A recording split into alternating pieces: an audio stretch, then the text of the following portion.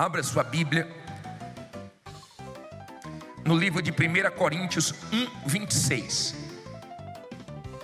1 Coríntios capítulo 1, versículo 26.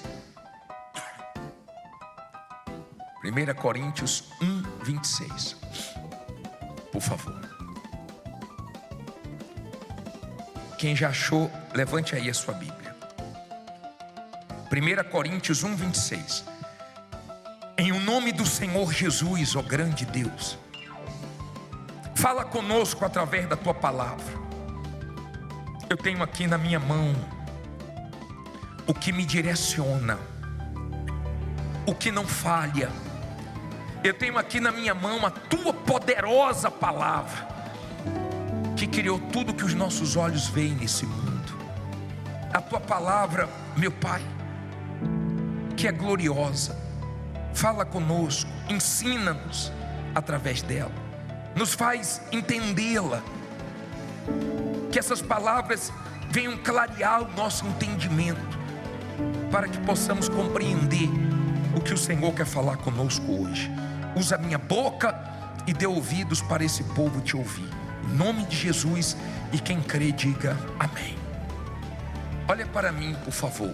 Hoje nós vamos falar sobre três coisas, três pilares para o seu futuro testemunho. E eu queria que você lesse em voz alta a primeira coisa que eu vou falar. Lê alto aí.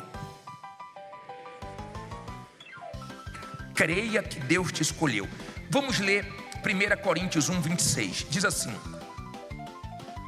porque bem vedes, irmãos, a vossa vocação, que não são muitos os sábios segundo a carne, nem muitos os poderosos, nem muitos os nobres, que são o quê?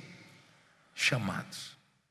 Mas Deus escolheu as coisas loucas deste mundo para confundir as sábias, e Deus escolheu as coisas fracas deste mundo para confundir as fortes, e Deus escolheu as coisas vis deste mundo e as desprezíveis e as que não são, para aniquilar quem? As que são, para que nenhuma carne se glorie perante Ele. Olha para mim agora, por favor.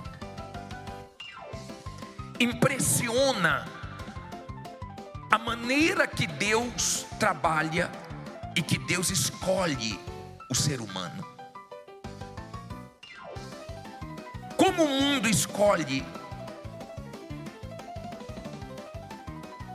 O mundo escolhe os mais capacitados, os mais inteligentes, os mais estudados, os mais isso, os mais aquilo.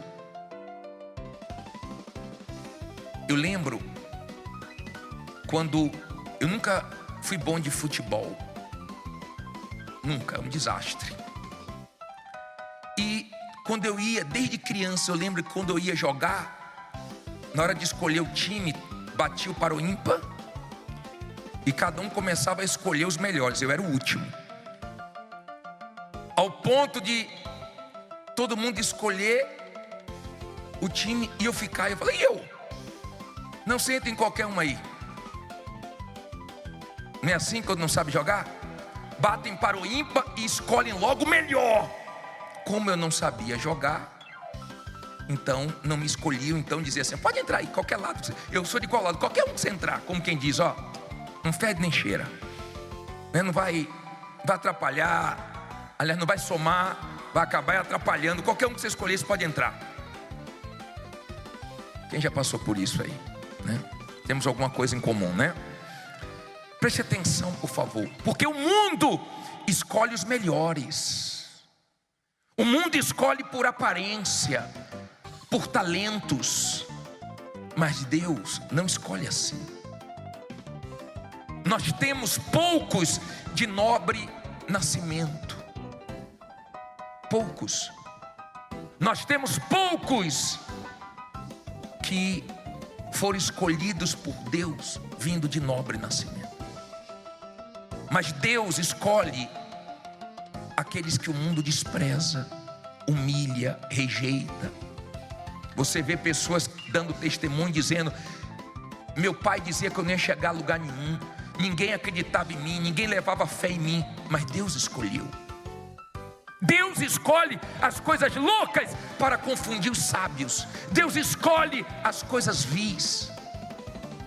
Deus escolhe aqueles que todo mundo rejeita, mas para fazer coisas grandes. Quando você crê que Deus te escolheu, começa uma mudança na sua vida. Porque Ele não escolhe capacitado, Ele capacita quem Ele escolhe.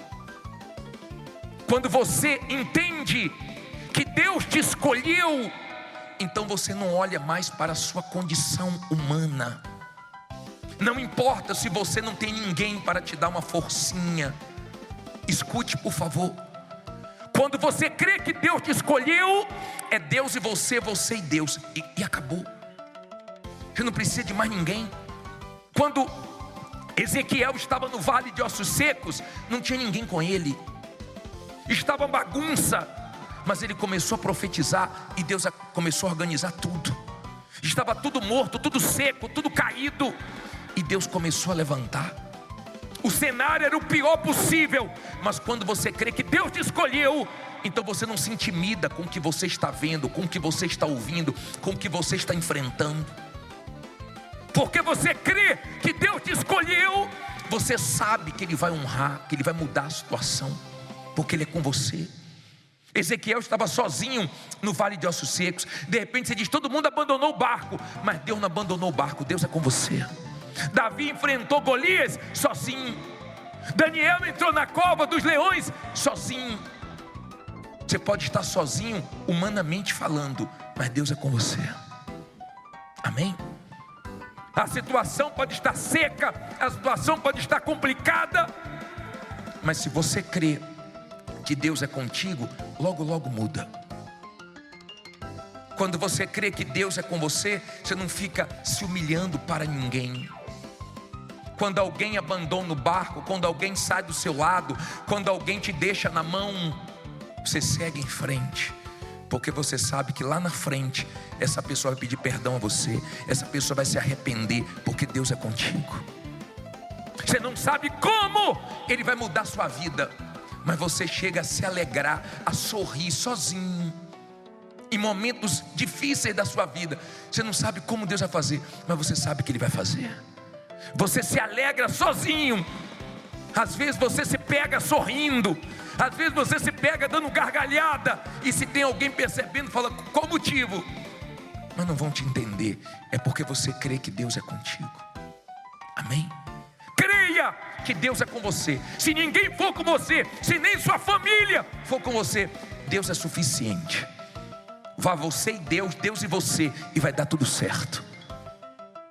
Ele escolhe as coisas loucas, as coisas ou as pessoas que ninguém acredita. Eu vou ser sincero, se eu fosse Deus, não me escolhia não, porque eu não sei o que Deus viu, só Ele mesmo, só a misericórdia dEle mesmo.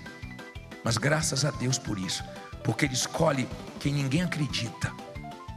Amém? Agora, Deus chama muita gente, mas porque muitos são chamados e poucos são escolhidos. As pessoas que foram escolhidas, em algum momento da vida delas, elas ouviram Deus. As pessoas que foram escolhidas por Deus, em algum momento da vida delas, elas tiveram ouvidos para ouvir a voz de Deus. Olha os heróis da fé, ouviram Deus. Então você pode estar sem dinheiro, você pode estar sem crédito na praça, você pode estar vivendo os piores momentos da sua vida. Se você der ouvidos à voz de Deus, você se faz escolhido, e aí a situação começa a mudar. Porque Deus não nos escolhe para coisas pequenas, Ele nos escolhe para coisas grandes, porque Ele é grande. Amém? Agora, a segunda coisa, coloca na tela, lê alto por favor. Invista onde? Olha para mim por favor. Leia esse versículo de Provérbios 27:11. Pode ler na tela para ser mais rápido. Lê alto aí.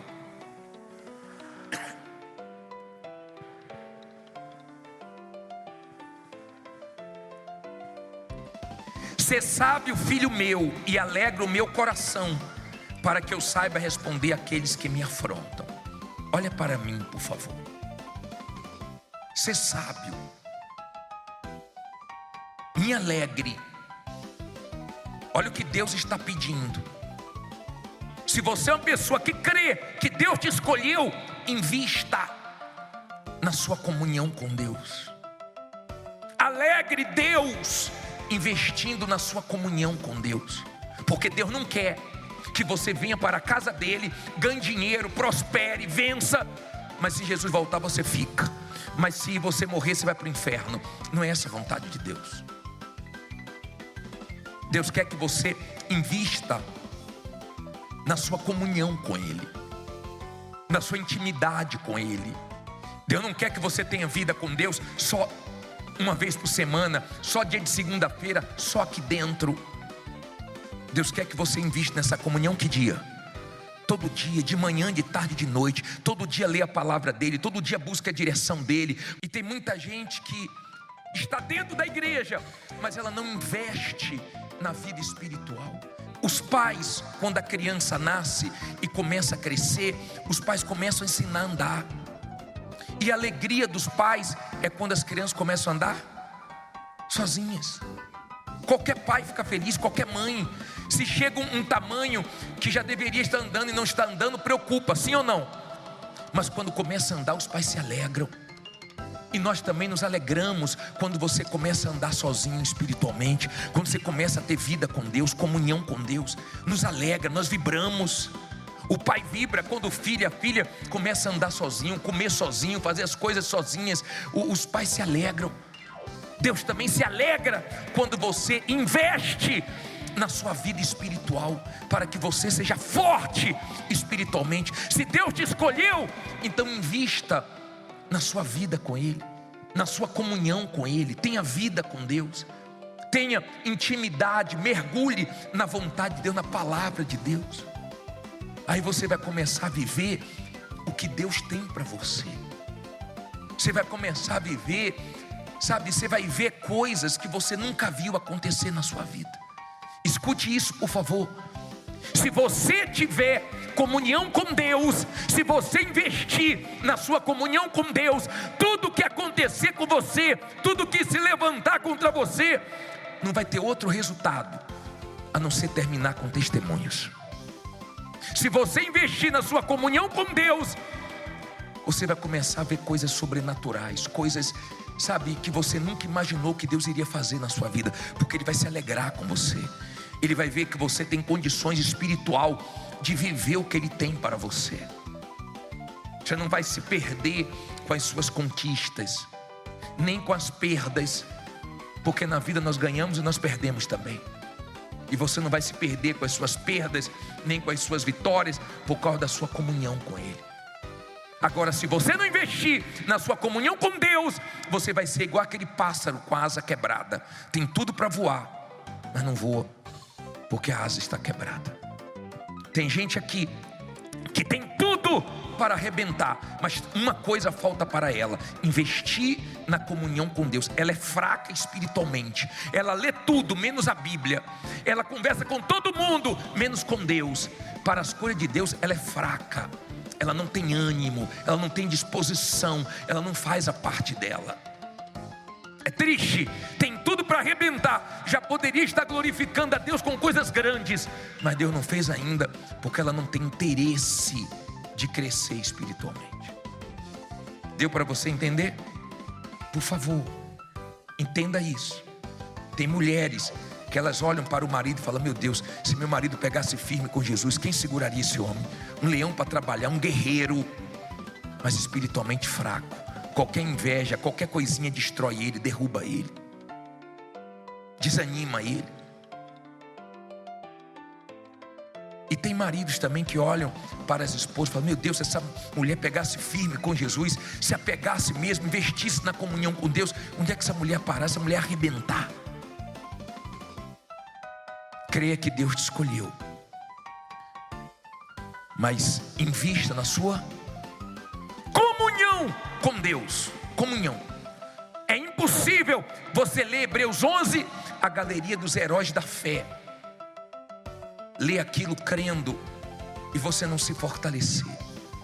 Um Deus que escolheu pessoas que ninguém acreditava que fizeram a diferença nesse mundo, pessoas que a Bíblia diz que o mundo não era digno delas.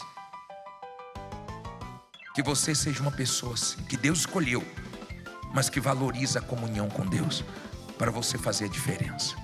Terceira e última coisa, lê alto aí. Entenda o que?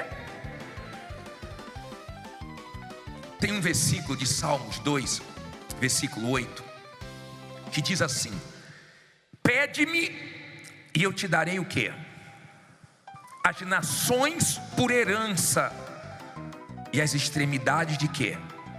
Da terra por tua possessão. Olha para mim agora, por favor. Eu queria que você entendesse a grandeza da fé. Você não vai ler na Bíblia uma pessoa manifestando a fé e Deus dizendo assim, ó, calma, menos, você está querendo demais, você está pensando muito grande, não é bem assim, menos. Você não vai ver isso. Nenhuma vez o Senhor Jesus limitou alguém que manifestou a fé. A Bíblia diz que nós somos limitados pelos nossos próprios afetos, sentimentos. Nós aqui nos limitamos, mas a fé não tem limites. A fé pode tudo que Deus pode.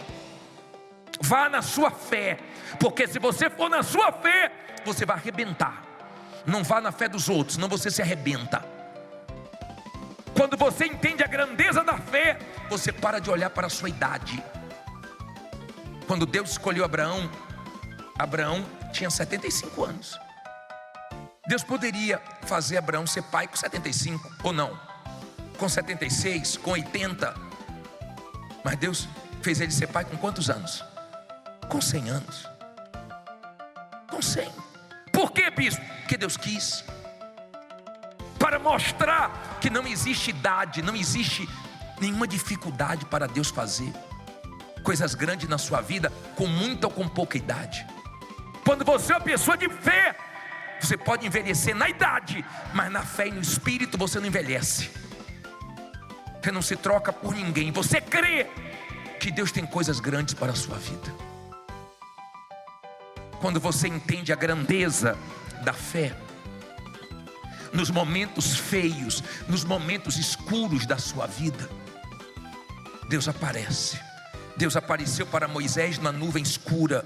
Deus apareceu para Abraão no maior calor do dia. Quando você é uma pessoa que crê no poder da fé, você sabe que nos momentos mais feios da sua vida, Deus vai aparecer para honrar.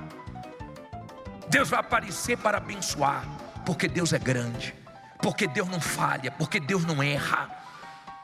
Quando você crê na grandeza da fé, você espera em Deus. É do alto que vem o seu socorro. É do alto que vem a sua vitória. E digo mais, quando a coisa fica feia, é porque você sabe que Deus quer que você viva um tempo de milagres, um tempo de coisas sobrenaturais. Quando você é uma pessoa que crê no poder da fé, na grandeza da fé, e a coisa fica feia para o seu lado, você logo diz, é hora de viver coisas grandes de Deus, é hora de viver coisas impossíveis, é hora de viver coisas sobrenaturais. Você sabe que Deus está permitindo chegar ao ponto que chegou, porque Ele quer fazer coisas maiores na sua vida. Amém? Creia que Deus te escolheu, ainda que ninguém acredite em você. Invista na sua vida com Deus, para que espiritualmente você seja forte. E creia na grandeza da fé, que ninguém vai segurar você não. Tudo que acontecer com você de ruim, tudo que se levantar contra você, tudo que quiser te derrubar, tudo que quiser te envergonhar, não vai servir para outra coisa, a não ser para Deus escrever mais um capítulo do seu testemunho. Se Deus falou com você através desta mensagem, compartilhe. Inscreva-se em nosso canal e não esqueça de ativar o sino para ser notificado das próximas postagens.